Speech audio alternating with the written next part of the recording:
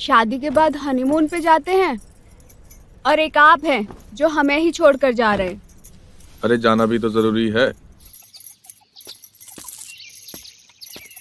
संध्या बेटा, पिस गया गेहूं?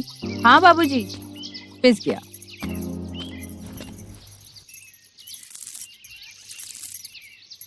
बाबूजी के लिए चाय बना दो। जी। थोड़ी देर बाद बना लेना। विमल को निकल जाने दो बेटा, देखो कुछ भूल ना जाए।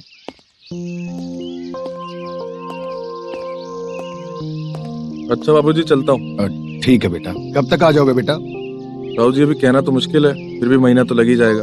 वैसी नौकरी करनी ही क्यों है? न साला दिन का पता है, न रात का ठिकाना, और शादी के लिए भी सिर्फ 5 दिन की छुट्टी दी। ऐसा थोड़ी होता है। बाबूजी अब तनख्वाह इतनी है तो नौकरी तो करनी पड़ेगी ना। आग लगे ऐसे पैसे को, इंसान जिंदगी ना जिए। और वैसे ही कमल का देखो, 6-6 महीने तक घर नहीं आता है। ऐसा नहीं है कि बड़ी बहू को भी साथ ले जाता। बाबूजी आप तो जानते ही हो, उनका काम ही ऐसा है, कभी इस शहर तो कभी उस शहर, एक जगह रुकते का है वो। भगवान जाने वो क्या काम करता है। तू अगली बार आएगा ना, ममता को साथ में जरूर लेकर जाना। संध्या मेरा और घर का ख्याल रख लेगी। अच्छा आशीर्वाद दीजिए। खुश रहो। अच्छा भाभी, चलता हूँ। ध्यान रखना भैया। ख्याल रखना ममता।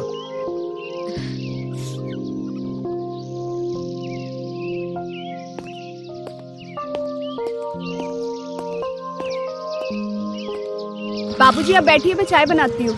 ठीक है बेटा।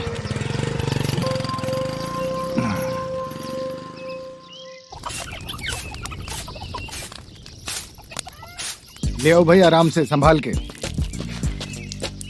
संभाल के। हाँ संभल के बस। हाँ ध्यान से। हाँ अरे बाबूजी ये क्या ले आए? बस छोटे बहू की शादी का तोहफा, बिजली से चलने वाली आटे की चक्की। अरे वाह। हाथ चक्की से कितना गेहूं पीसेगी बहू? इससे क्या है, गेहूं पीसने में भी आसानी होगी। हम तो बेटी कहाँ रखवा दें? जहाँ जेठानी जी ठीक समझे, किचन में रखवा दें। नहीं नहीं, किचन में फिर खाना बनाने में तकलीफ होगी। बाबूजी ये सामने वाला कमरा है ना, ये भी तो खाली पड़ा है और बड़ा भी है। अच्छा, वही रखवा देते हैं। अच्छा ठीक है ठीक है।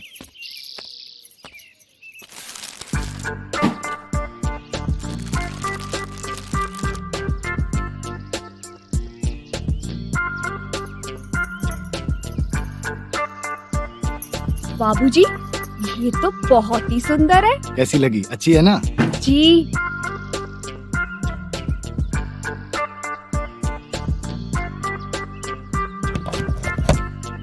कैसा लगा? बहुत अच्छा बाबूजी।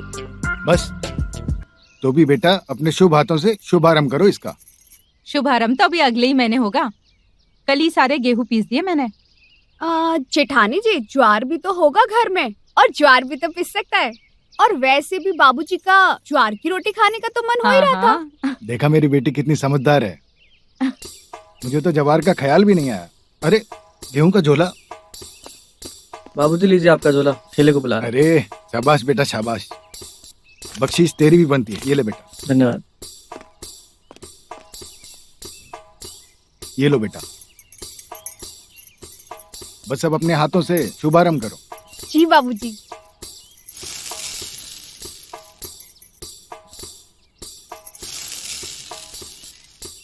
चला दीजिए बाबूजी। जी।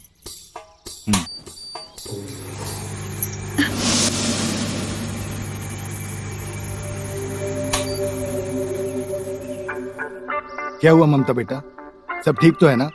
जी बाबूजी, वो मुझे लगा कि मशीन करंट ना मार दे।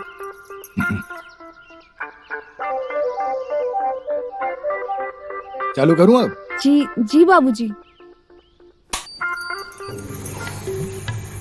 देखना इतना मजबूत मशीन है ना, इतना बारीक आटा पीसेगा कि पूछो मत।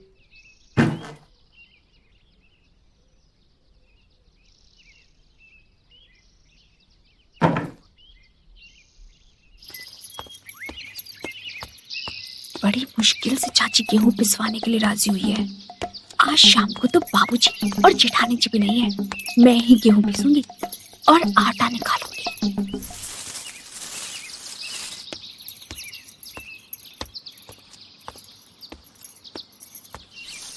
ममता। जी जेठानी जी। ये मैंने कुछ सामान की पर्ची बनाई है, मार्केट से जाकर सामान ले आओ।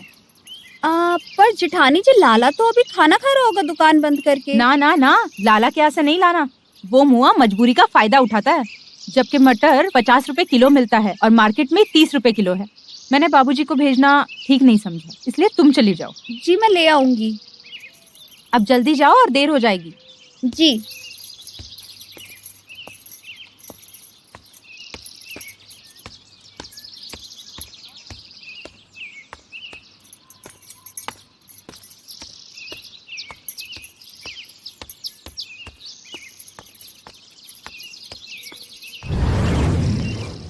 इस आटे की चक्की की सवारी तो मुझे भी करनी है।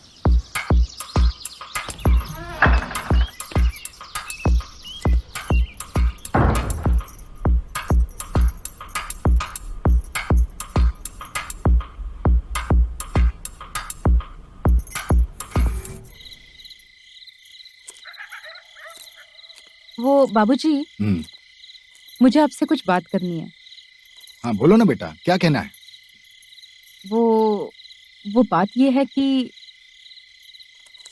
कमल ने कुछ कहा क्या? नहीं, उनकी बात नहीं है, कुछ और बात कहनी है। वो मैं ये कहना चाहती थी कि हमारे पास आटा पीसने की चक्की तो है ही, तो क्यों ना उससे कुछ मुनाफा कमाया जाए। मतलब ये बाबूजी कि हमारे पास गेहूं पीसने की मशीन है और हमें दूसरे गांव में बहुत दूर जाना पड़ता है, तो क्यों ना हम हमारे ही घर में आटे की चक्की खोल दे। जेठानी जी ये बात तो बिल्कुल सही कही है। दिन में कोई काम तो होता नहीं है, इसी बहाने थोड़ा वक्त कट जाएगा। बाकी बाबूजी जैसा ठीक समझे। सुझाव तो अच्छा है। वैसे भी हमारे घर में महीने में मशीन एक ही बार गेहूं पीसती है और मशीन चलती रहेगी तो जंग भी नहीं खाएगी। ठीक है, जैसा तुम दोनों ठीक समझो बहू। धन्यवाद बाबूजी। ममता, कल तुम जाकर सुबह सबको बता देना कि हमने घर में आटे की चक्की लगाई है। जी जेठानी जी, मैं भोर होते ही सबको बता दूंगी।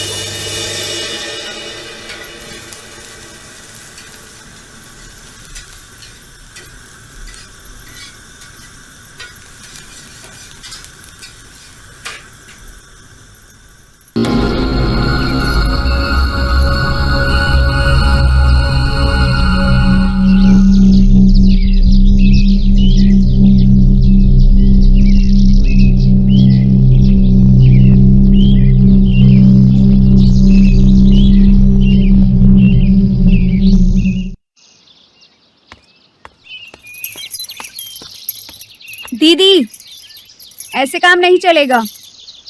केवल आप अकेले अकेले गेहूं पीसेंगी? मुझे भी गेहूं पीसना है। तो क्या तू भी अगर मशीन चलाने लग गई तो घर के सारे काम कौन करेगा? और हाँ, ये सुझाव तो मैं ही लाई थी, गेहूं पीसने वाला। अच्छा, साथ तो मैंने भी दिया था, तभी तो बाबूजी ने हाँ किया। मुझे भी गेहूं पीसना है। तो अब तू ही बता क्या करे? जो आपसे गेहूं पिसवाने आएगा आप पीसिएगा, और जो मुझसे पिसवाने आएगा मैं पीसूंगी। ये भी ठीक है। और कैसे पता चलेगा कि कौन मुझसे पिसवाना चाहता है और कौन तुझसे? जो लोग गेहूं पिसवाने आएंगे उनसे हम कह देंगे अपने नाम के साथ साथ तुम्हारा और हमारा नाम भी लिख दे, जिससे वो पिसवाना चाहते हो। ठीक है, फिर अगर कोई तेरे लिए नहीं आया तो बाद में झगड़ा मत करना। ठीक है, आप भी किचकिच मत करना अगर कोई आपसे पिसवाने ना आए तो। देख लेंगे।